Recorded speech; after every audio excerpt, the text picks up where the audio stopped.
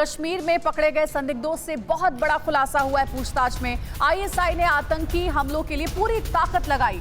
ISI ने local आतंकी network को टारगेट दिया था और कश्मीरी युवाओं को आतंकी बनाने का ऑर्डर दिया गया था। तो ये पूरी साजिश जो है वो आईएसआई की रची हुई थी।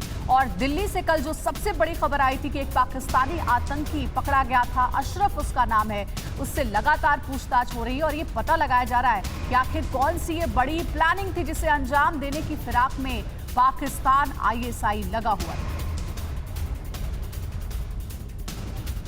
तो देखा आपने किस तरह से आईएसआई इंडिया में अपना लोकल आतंकी नेटवर्क बढ़ाने की फिराक में। आईएसआई की नेक्स्ट साजिश क्या है वो हम आपको बिग वॉल के जरिए बताएंगे। सुरक्षा बलों ने घाटी में आतंक के 900 मददगारों को पकड़ा है। लगातार ऐसे लोगों की तलाश जारी है, इन लोगों को पकड़ा जा रहा है। आतंक के मददगारों में आईएसआई की खुफिया साजिशों का खुलासा हुआ है। ये पूरी प्लानिंग आईएसआई की तरफ से की जा रही है और कश्मीर में आतंक फैलाने के लिए आईएसआई ने पूरी ताकत झोंक दी है।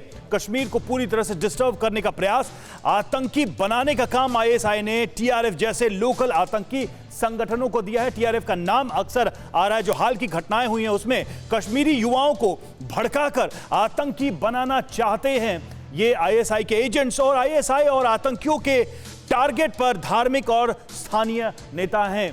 ऐसे लीडर्स जो इंडिया में हैं वो टारगेट पे हैं इनके। और बरेलवी सेक्टर में तहरीके सोतुल के एक चेयरमैन का नाम भी इसमें सामने आया है। देखिए वो नाम हम लगातार बता रहे हैं जो पकड़े जा रहे हैं और ऐसे 700 के करीब लोग अभी तक पकड़े गए हैं। अनंतनाग कॉरपोरेशन के चेयरमैन को आतंकियों ने जान से मारने की धमकी दी है। किस तरह से इस लोकल नेटवर्क को बढ़ाया जा रहा है और किस तरीके से लोकल जो स्थानीय नेता हैं उनको टारगेट किया जा रहा है, ये बात साफ होती है। जितेंद्र शर्मा हमारे साथ फोन लाइन पर। जितेंद्र, ऐसा लगता है कि आईएसआई ने देश के अंदर जितने स्लीपर सेल्स हैं उनको अचानक से एक्टिव किया है। क्या मकसद है? क्या वो सिर्फ धमाका करना चाहते हैं या पूरे देश में अफरा तफरी मचाना चाहते हैं? बिल्कुल, देखिए आईएसआई का मकसद बिल्कुल साफ है। पूरे देश में एक माहौल बिगाड़ना वो चाहते हैं। सर आपको याद होगा अभी अब से कुछ दिन पहले तक सीधे तो जो आईएसआई था वो फ्रंट फुट पर आकर नहीं खेलता था। वो लश्कर तैयबा, हिजबुल या फिर इंडियन मुजाहिदीन, इनके जरिए इस तरीके की धमाके या इस तरीके की साजिशों को अंजाम देता था। लेकिन अब खुद आईएसआई फ्रंट पर आकर इस तरीके के आतंकियों को लीड कर रहा है। जैसा कि भी हाल ही में पकड़े गए हैं। अब से कुछ दिन पहले जो आतंकी पकड़े थे जिन्होंने साफ तौर पर बताया कि आईएसआई ने उनको बाकायदा अपने यहाँ ट्रेनिंग दी थी कैंप में बुलाकर।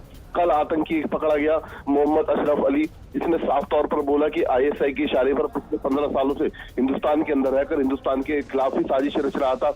अब एक नया अलर्ट आया जिसमें साफ तौर पर लिखा हुआ है घाटी के अंदर जो धार्मिक नेता है, जो अन्य जो वहां पर मशहूर नेता है, उन सभी को टारगेट किया जा रहा है। बिल्कुल, यानी कि मल्टी टारगेट्स हैं और अलग अलग जगहों पर, सिर्फ घाटी नहीं बल्कि देश के अलग अलग हिस्सों में ऐसी ही कोशिशें की जा रही हैं उन स्लीपर सेल्स के द्वारा, उस आतंकी नेटवर्क के द्वारा जिसे आईएसआई ने खड़ा किया है। शुक्रिया आपका हमसे बातचीत करने के लिए, इस अपडेट के लिए। न्यूज़ टॉप 9 रोज सुबह 7 बजे और शाम 7 बजे सिर्फ TV9 भारतवर्ष पर।